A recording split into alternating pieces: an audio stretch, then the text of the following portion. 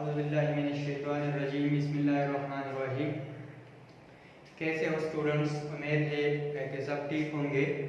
Hashmat IT YouTube channel के साथ एक बार फिर हाजिर हो एक न्यू लेक्चर के साथ जो कंप्यूटर के जनरेशन के बारे में है। स्टूडेंट्स, आज जो लेक्चर है वो मैंने पहले से बोर्ड पे लिखा है और ये इसलिए लिखा है कि पहले लेक्चर में पहले मैं लिखता था, फिर बाद में इसको डिस्कस करता था, तो फिर वीडियो का जो लेंथ है वो ज़्यादा होता था और फिर अपलोड करने में मसला होता था। तो इसलिए आज मैंने पहले से बोर्ड पे इस लेक्चर को लिखा है। तो चलो चलते हैं अपने लेक्चर की जानिब। आज का जो लेक्चर है वो है जनरेशन ऑफ कंप्यूटर, कंप्यूटर का जनरेशन। कंप्यूटर जनरेशन क्या है और कंप्यूटर जनरेशन को कौन कौन सी पीरियड में तकसीम किया गया है। तो फर्स्ट वी से what is generation. Computer generation is the period in which a computer technology change। Computer generation वो पीरियड है, वो गैप है जिसमें एक कंप्यूटर का टेक्नोलॉजी चेंज हो जाए, उसमें कोई प्रमोशन आ जाए, तो उसको हम कहते हैं कंप्यूटर जनरेशन। अब हमारे पास जो टोटल जनरेशन है कंप्यूटर सिस्टम के वो है 5। So there are 5 generation of computer system. The first generation start from 1946 to 1955। पहले जनरेशन का जो पीरियड है वो 1946 से लेके 1959 तक है। बाद बुक्स में इस जनरेशन का पीरियड 1940 से 1959 है, लेकिन यहाँ पे मुख्तलिफ बुक्स ने मुख्तलिफ पीरियड में वेरिएशंस है। बाद बुक ने एक फिगर दिया है, बाद बुक ने दूसरा फिगर दिया है, लेकिन आपको एक जनरेशन के बीच में 5-6 ईयर गैप देना चाहिए, बाकी सब सेम है। सो द फर्स्ट जनरेशन पीरियड जो था वो 46 से 59 तक था।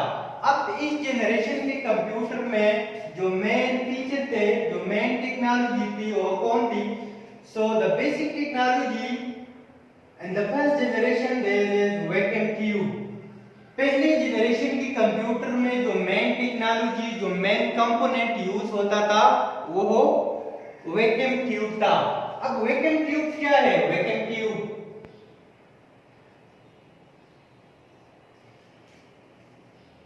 ट्यूब यूज होता था for memory and circuitry for CPU. ये मेमोरी के लिए, प्रोसेसिंग के लिए एज अ कंपोनेंट यूज होता था। वैक्यूम ट्यूब क्या है? So vacuum tube is a electric bulb, it just like a electric bulb. जिस तरह बिजली का एक बल्ब होता है, इस तरह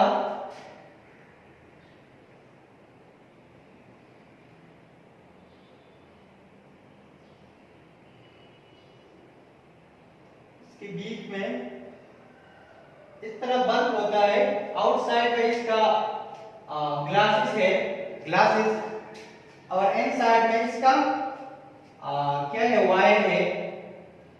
तो ये अंदर से इससे एयर निकाल के एक वैक्यूम को बनाया जाता है, just like a electric bulb. It's produce lots of heats, जो कि ज्यादा गर्मी पैदा करते हैं, लॉट्स ऑफ हीट्स पैदा करते हैं।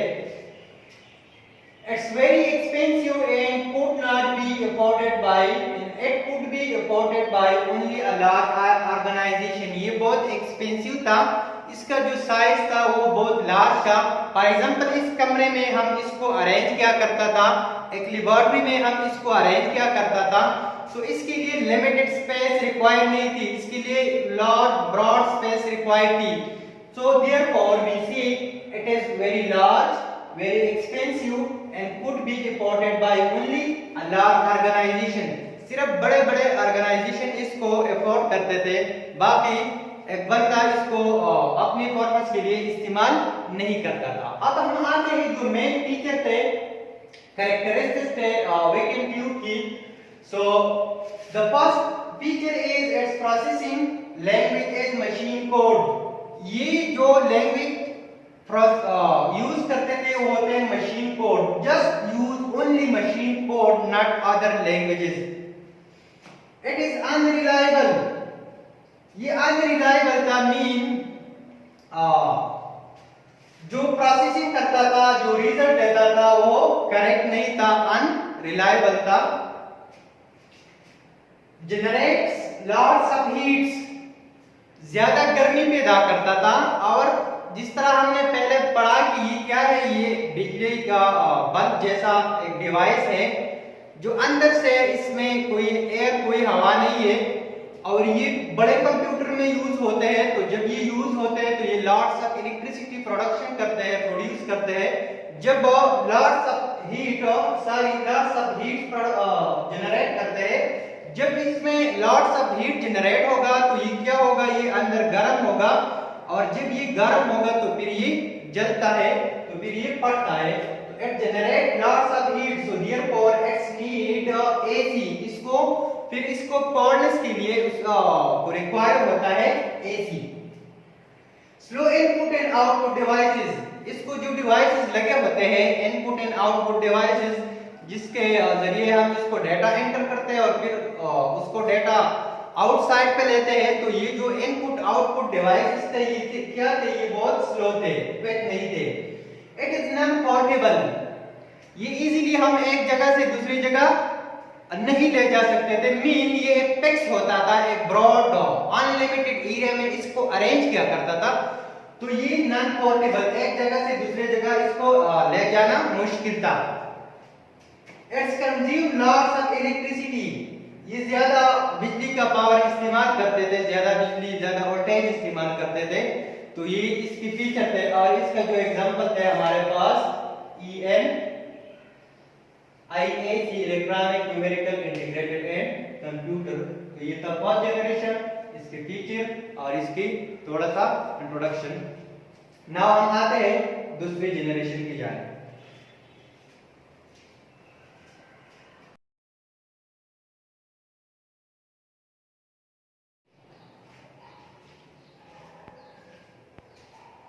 ये स्टूडेंट्स को अब हम डिस्कस करते हैं सेकंड जनरेशन। सेकंड जनरेशन का जो पीरियड है वो 1959 से 1965, 1959 से 1965 तक। अब इस जनरेशन में जो मेन टेक्नोलॉजी यूज होता था वो था ट्रांजिस्टर। पहले जनरेशन में हमारे पास था वैक्यूम ट्यूब, और इस जनरेशन में हमारे पास है ट्रांजिस्टर। अब वैक्यूम ट्यूब को रिप्लेस किया गया ट्रांजिस्टर पे, जो वैक्यूम ट्यूब था उसको मुकम्मल रिप्लेस किया गया ट्रांजिस्टर पे। तो इस जनरेशन में हमारे पास जो टेक्नोलॉजी यूज होते हैं उसका नाम है ट्रांजिस्टर। अब ट्रांजिस्टर इस जनरेशन में जो मैग्नेटिक कोर था वो प्राइमरी मेमोरी के लिए इस्तेमाल होता था, और जो मैग्नेटिक टेप डेस्क था वो सेकेंडरी स्टोरेज डिवाइस के लिए यूज होता था। लेकिन हमने पढ़ा कि फर्स्ट जनरेशन में vacuum tube as a storage devices, as a processing devices use होता था। लेकिन यहाँ पे जो मैग्नेटिक कोर्स था, मैग्नेटिसी कोर्स, वो प्राइमरी मेमोरी के लिए यूज होता था, और जो मैग्नेटिक टेप है वो सेकेंडरी डिवाइस के लिए, स्टोरेज डिवाइस के लिए यूज होता था। अब इस जनरेशन में, उस जनरेशन में, फर्स्ट जनरेशन में हमने पढ़ा कि वहां पे जो लैंग्वेजेस थे वो मशीन कोड थे। लेकिन यहाँ पे languages for processing is assembly language and high level language. और assembly language, high level languages में हमारे पास है फोर्ट्रैन एंड कोबाल। इस लैंग्वेजेस को ये सपोर्ट करता था। अब हम आते हैं इसकी फीचर की जानिब। सो the first feature is it uses transistor. इसमें मेन फंक्शन जो एज अ बेसिक कंपोनेंट जो डिवाइस यूज होता था वो था ट्रांजिस्टर। इट्स रिलायबल, जो वैक्यूम ट्यूब था वो अनरिलायबल था, ये रिलायबल है। स्मॉल इन साइज, ये वैक्यूम ट्यूब की निस्बत क्या होंगे, साइज में स्मॉल होंगे। It's generates less heat, vacuum tube जो था वो ज्यादा हीट प्रोड्यूस करता था और ये कम हीट प्रोड्यूस करते हैं। वैक्यूम ट्यूब के लिए एसी का रिक्वायर होता था, एसी का जरूरत होता था, लेकिन यहाँ पे भी एसी का जरूरत होगा। It consume less electricity as compare to vacuum tube. अब आप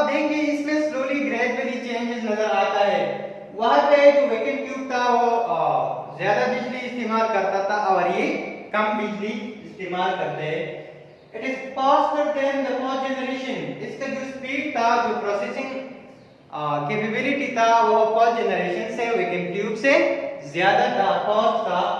स्टिल वेरी कॉस्टली, लेकिन ये भी कॉस्टली था, महंगा था, एक्सपेंसिव था। But as compare to first generation, as compare to vacuum tube, ये इससे थोड़ा सस्ता। It support machine and assembly language. ये मशीन एंड असेंबली लैंग्वेज को सपोर्ट करता था। मशीन असेंबली लैंग्वेज ये बेसिक लैंग्वेजेस है कंप्यूटर सिस्टम के। और इसके जो एग्जांपल है वो हमारे पास है एडवेयर एंड IBM 1401। तो ये था सेकंड जनरेशन। अब हम आते हैं थर्ड जनरेशन।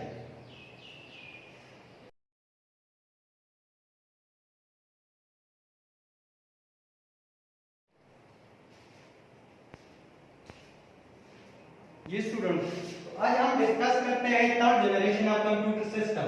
अब थर्ड जनरेशन जो है ये स्टार्ट होता है, इसका जो पीरियड है वो 1965 टू 1971, 1965 से 1971 तक। अब इस जनरेशन में जो मेन टेक्नोलॉजी था वो यूज होता था IC, integrated circuit. Second generation में जो ट्रांजिस्टर था, थर्ड जनरेशन में इस ट्रांजिस्टर को रिप्लेस किया गया दूसरी टेक्नोलॉजी पे, और वो दूसरा टेक्नोलॉजी क्या है? IC, integrated circuit. अब IC क्या है? IC has many transistor, resistor and capacitor along with associated circuits। IC connection है, कॉम्बिनेशन है, मीन IC बना है, IC के अंदर मेनी ट्रांजिस्टर है, रेजिस्टर है और कैपेसिटर है, along with associated circuits, associated circuitry, ये इसका मजमूआ है।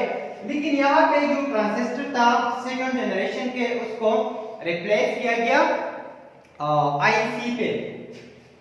IC in this generation, IC invented and Jack Kelby excited the Jack Kelby transistor IC को उसने इन्वेंट किया था। In this generation, remote processing, time sharing, multi processing system use। इस generation में हमारे पास जो रिमोट प्रोसेसिंग था, time sharing and multi programming system, ये यूज होता था। जो लैंग्वेजेस इस प्रोग्राम में सपोर्ट होते थे वो हाई लेवल लैंग्वेजेस, जिसमें Fortran 2, COBOL, Pascal, BASIC, ALGOL, सेक8, ये हाई लेवल लैंग्वेजेस थे। थर्ड जनरेशन के जो कंप्यूटर थे वो हाई लेवल लैंग्वेजेस सपोर्ट करते थे। फीचर की तरफ आते हैं, तो फीचर में it use IC, faster, more reliable, small in size, generate less electricity, generate less heat, still costly and still AC needed, support high level languages and it consume less electricity। तो ये इसके feature थे third generation के computer के इसमें IC use होता था। Main technology क्या था? IC, ये फास्टर था, वैक्यूम ट्यूब ट्रांजिस्टर से इसका स्पीड ज्यादा था, ये मोर रिलायबल था, इसका साइज इन दोनों से कम था। It generate less electricity as compare to the first generation computer and the second generation computer. It's still costly, अभी भी महंगा है, बट वैक्यूम ट्यूब और ट्रांजिस्टर से सस्ता है। AC needed and support high level languages and it consume less electricity। इसके बाद हम आते हैं fourth generation of computer.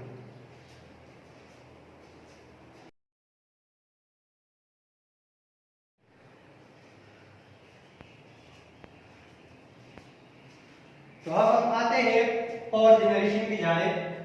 So the fourth generation period जो है वो 1971 से 1980 तक, 1971 से 1980 तक।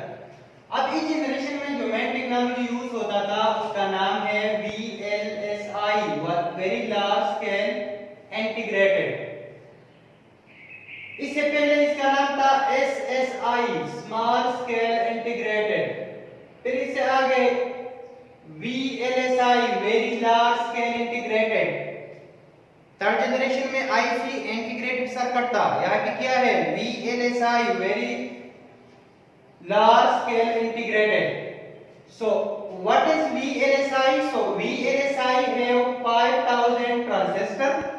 Very large scale integrated के अंदर क्या है, 5000 ट्रांजिस्टर है and other circuits on a single chip of silicon that we call microprocessor. इस VLSI में 5000 ट्रांजिस्टर, एक सिंगल चिप ऑफ सिलिकॉन होता है जो कि सिंगल चिप ऑफ सिलिकॉन जिसको हम माइक्रो प्रोसेसर कहते हैं। और इसी जनरेशन में माइक्रो प्रोसेसर का इंट्रोडक्शन हुआ, और जब माइक्रो प्रोसेसर का इंट्रोडक्शन हुआ तो हमारे पास माइक्रो कंप्यूटर भी बन गया। Micro computer were also made in this generation. Computer as more powerful, इस जनरेशन का जो कंप्यूटर था वो मोर पावरफुल था, वो कॉम्पैक्ट था, वो रिलायबल था और वो अफोर्डेबल था। मीन कंप्यूटर का साइज अब इस तरह हो गया कि वो अफोर्डेबल हो गया। वो मीन एक जगह से हम दूसरी जगह ले सकते थे, वो उसका साइज छोटा हो गया। In this generation time sharing, real time network, distributed operating system are used. इसी जनरेशन में जो टाइम शेयरिंग था, रियल टाइम था और जो नेटवर्क था और इसके अलावा जो डिस्ट्रीब्यूटेड ऑपरेटिंग सिस्टम था जो कि इंस्टॉल होता था मेरे कंप्यूटर को, ये यूज होता था। And it support C, C plus plus, D base, ये मुख्तलिफ लैंग्वेजेस है, इसको सपोर्ट करता था। इसके बाद इसके फीचर है। सो इस जनरेशन में जो मेन टेक्नोलॉजी था वो VLSI, very large scale integrated. इसके बाद पाइपलाइन प्रोसेसिंग, इसमें पाइपलाइन प्रोसेसिंग यूज होता था। Very cheap and easily available, ये बहुत सस्ता और इजीली अवेलेबल होता था, हर जगह में ये अवेलेबल होता था। पोर्टेबल, पोर्टेबल, हम इसको एक जगह से दूसरी जगह आसानी से ले जा सकते थे। Reliable, small in size, very small in size, ये जो पिछले जनरेशन के कंप्यूटर थे इससे साइज में बहुत छोटे थे। इट्स नीड नो एसी, अब ये लेस इलेक्ट्रिसिटी कंज्यूम करता था, ये लेस हीट को प्रोड्यूस करता था, तो इसलिए इसके लिए एसी का जरूरत नहीं होता था। कंसेप्ट ऑफ इंटरनेट, और इसी जनरेशन में इंटरनेट का जो कंसेप्ट था वो भी शुरू हुआ। Great developing in the network field, और इसी जनरेशन में जो नेटवर्क फील्ड था इसमें ग्रेट अचीवमेंट, ग्रेट डेवलपमेंट हुए। तो ये था फर्स्ट जनरेशन और इसका फीचर। अब हम आते हैं जो लास्ट जनरेशन है, फिफ्थ जनरेशन, और इसके बाद थोड़ा बहुत हम पढ़ेंगे सिक्स्थ जनरेशन के बाद।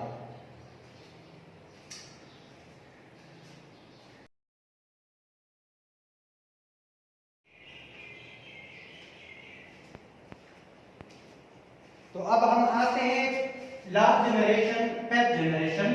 फिफ्थ जनरेशन का जो पीरियड है वो 1980 से लेकर टिल डेट प्रेजेंट और प्रेजेंट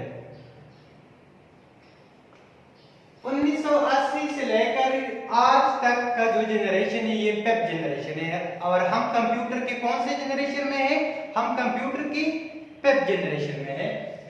अब इस जनरेशन में जो मेन टेक्नोलॉजी था वो था VLSI, ultra large scale integrated. Fourth generation में LSI था, लार्ज स्केल इंटीग्रेटेड था। यहाँ पे इसको थोड़ा बहुत प्रमोट किया गया और उसको नाम दिया गया अल्ट्रा लार्ज स्केल इंटीग्रेटेड। अब जब ultra large scale integrated fifth generation में यूज हुआ तो उसका रिजल्ट क्या था? So the result is the production of micro processor chip. इसी जनरेशन में माइक्रो प्रोसेसर डेवलप हुआ।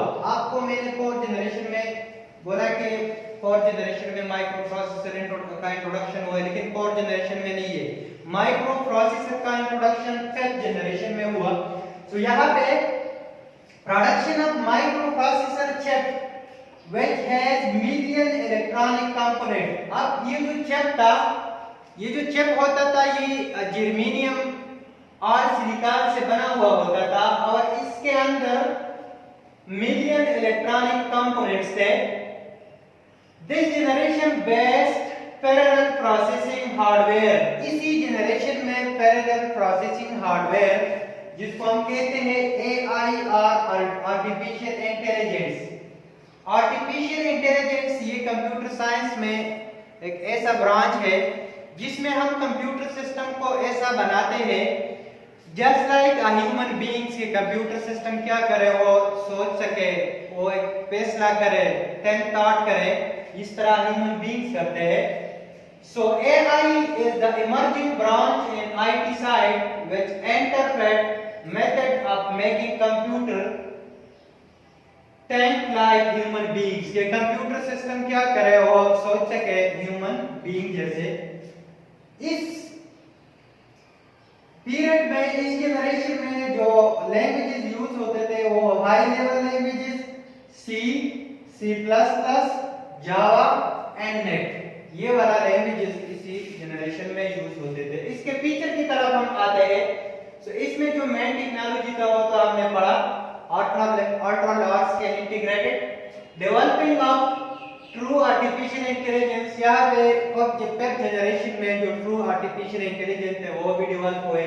Developing of natural language processing, जो नेचुरल लैंग्वेज प्रोसेसिंग था वो भी डेवलप हुई इस जनरेशन में। Advancement of super conductor technology, super conductor technology थी क्योंकि जो मेन चीज था हमारे पास वो आया और वो था माइक्रो प्रोसेसर। और आज के कंप्यूटर में हमारा जो मेन फंक्शन परफॉर्म करते हैं वो क्या है, वो micro processor. More user friendly interface with multimedia feature, इसके जो मल्टीमीडिया फीचर थे उसका यूजर के साथ, ऑपरेटर के साथ इंटरफेस क्या था, वो फ्रेंडली था, मीन इजी था, हर कोई उसे यूज करता था। स्मॉल कंप्यूटर इन्वेंटेड, और जब माइक्रो प्रोसेसर इन्वेंट हुआ, माइक्रो प्रोसेसर का इंट्रोडक्शन हुआ तो इसी टाइम हमारे पास माइक्रो कंप्यूटर क्या, माइक्रो कंप्यूटर बना। तो यहाँ पर हमारे साथ कंप्यूटर का जनरेशन खत्म होता है, लेकिन इससे आगे सिक्स जनरेशन भी बाद बुक्स में इसको डिस्कस किया है। सिक्स जनरेशन भी इसी जनरेशन में इंक्लूड है, इसमें कोई पीरियड नहीं है, ये भी आज के दौर पे इस पे काम हो रहा है। इसको हम कहते हैं आंस, ANNS। आंस क्या है? ANNs is artificial neural network system. Artificial neural network system में कंप्यूटर को क्या करते हैं, एक्सपर्ट बनाते हैं। कंप्यूटर को इस तरह बनाते हैं जिस तरह ह्यूमन बीइंग्स है, मुख्तलिफ चीजों का रिकग्निशन करना। जिस तरह हम क्या करते हैं, हम कंप्यूटर सिस्टम में कोई वर्ड लिखते हैं, उसके स्पेल में कोई प्रॉब्लम होता है तो ऑटोमेटिकली हमें मेंशन होता है कि प्लान जगह पे आपसे क्या हुआ, आपसे गलती हुआ। इसके अलावा जब हम माइक्रोफोन इस्तेमाल करते हैं वॉइस रिकग्निशन के लिए, तो हमारा जो वर्ड है, हमारी जो बातें हैं वो कन्वर्ट होते हैं डायरेक्टली कैरेक्टर में। तो आंस में आर्टिफिशियल न्यूरल नेटवर्क सिस्टम में रोबोटिक है, रोबोटिक को इस तरह बनाते हैं कि वो ह्यूमन जैसा काम करे। इसके अलावा वॉइस रिकग्निशन है और कैरेक्टर रिकग्निशन है, ये सिक्स जनरेशन में इस पे काम होता है। और इसमें मेनली कंप्यूटर सिस्टम को इस तरह बनाता है जिस तरह ह्यूमन बीइंग्स है, जो थिंक और थॉट करे और इसके बाद फैसला करे। तो ये था हमारे पास आज के लेक्चर्स में कंप्यूटर जनरेशन, जो कि first generation, second generation, third generation और फिफ्थ जनरेशन। अब देखिए हमारे पास आज के दौर में, हमारे पास आज की जो कंप्यूटर सिस्टम है, इसमें जो मेन चीज यूज होता है उसको हम कहते हैं माइक्रो प्रोसेसर और वी कॉल्ड प्रोसेसर। अब ये जो प्रोसेसर है ये कहां से आ गया? तो फर्स्ट जनरेशन में हमने स्टार्ट किया था वैक्यूम ट्यूब से। तो आप वहां पे हमने ये पढ़ा था कि फर्स्ट जनरेशन के कंप्यूटर के सिस्टम के साइज क्या थे, वो बड़े थे। और आज के दौर में अगर हम कंप्यूटर सिस्टम देखें तो एक छोटे से मोबाइल में सब कुछ हमारे पास अवेलेबल होता है। इसके अंदर जो फीचर होते हैं वो स्मॉल हैंड मोबाइल में अवेलेबल होता है। और अगर इस मोबाइल का कंपैरिजन हम फर्स्ट जनरेशन के कंप्यूटर के साथ करें तो वो एक बड़ा कंप्यूटर था, वो एक लैब में अरेंज किया करता था, अरेंज हो जाता था। तो इसलिए वहां पे वहां से लेके यहाँ तक 5th जनरेशन के कंप्यूटर में क्या है, ये ग्रेजुअली चेंज आया है। और जो माइक्रो प्रोसेसर है ये वैक्यूम ट्यूब से लेके फिर ट्रांजिस्टर, फिर आईसी, फिर एलएसआई, फिर वीएलएसआई, फिर यूएलएसआई और आखिर में माइक्रो प्रोसेसर। और आज के कंप्यूटर सिस्टम में हमारे पास जो मेन फंक्शन परफॉर्म करते हैं वो हमारे पास होते हैं माइक्रो प्रोसेसर।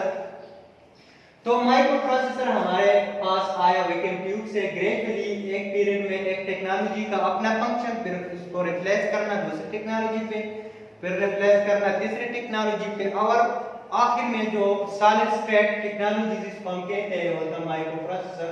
और माइक्रो प्रोसेसर आज के कंप्यूटर सिस्टम में भी यूज होता है। तो स्टूडेंट्स ये था आज का लेक्चर। इसके बाद हम जो सिलेबस के मुताबिक नेक्स्ट टॉपिक है वो डिस्कस करेंगे। वीडियो को देखते रहिए और अपने फ्रेंड्स के साथ शेयर कीजिए। नेक्स्ट लेक्चर तक इजाजत दीजिए एंड थैंक्स फॉर वॉचिंग।